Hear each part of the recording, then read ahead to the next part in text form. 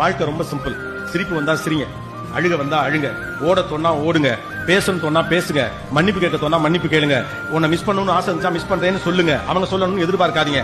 அழகா இருந்தா அழகா இருக்காங்கன்னு சொல்லுங்க. கல்யாண தனக்கு கட்டின புடவை நீ கட்டுறப்பலாம் எனக்கு கல்யாண நாள் ஞாபகம் வரும்னு மைண்ட்ல வந்தா சொல்லுங்க.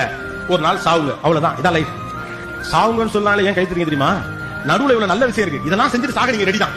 தினந்தோறும் மூஞ்சியை தூக்கி முதுகுக்கு பின்னால வச்சுட்டு வாரம் போறவன் எல்லாம் கடுப்பை காட்டிட்டு ஐயோ ஏதாவது பண்ணி தொலைஞ்சிருமோ பக்குன்னு வாழ்ந்துகிட்டு அவன் எல்லாம் வந்துட்டானே இவன் எல்லாம் வந்துட்டானே கடவுளை என்ன மட்டும் எப்படி வச்சிருக்கேன்னு பிடிச்ச சாமி எல்லாம் போய் திட்டி உங்களை கட்டி என்ன சுகத்தை நான் கண்டேன்னு புருஷன்ட்ட புலம்பி எங்க அத்தை பொண்ணு காத்திருந்துச்சு அதை விட்டுட்டு ஒன்ன கட்டின நடை பாவின்னு அந்த ஆளு புலம்பி அது ரெண்டு பிள்ளைகளையும் பாத்துவீங்க நம்ம அப்பா அம்மா தானா இல்ல நம்மளை கூட்டியாந்து வச்சு வளர்க்குறாங்க ஆனா அதுகளா நினைச்சு அந்த நோய் இருக்கோ இந்த நோய் இருக்கோன்னு கவலைப்பட்டு டெஸ்ட் எடுக்க கூட பயந்துகிட்டு அது சம்பந்தமா எவனையாவது பார்த்தா அவனை விட்டு ஓரம் கட்டி எதுக்கும் போகாம சிரிக்கிறவனை பார்த்து எரிச்ச வந்து ஒரு நாள் சாவுங்க.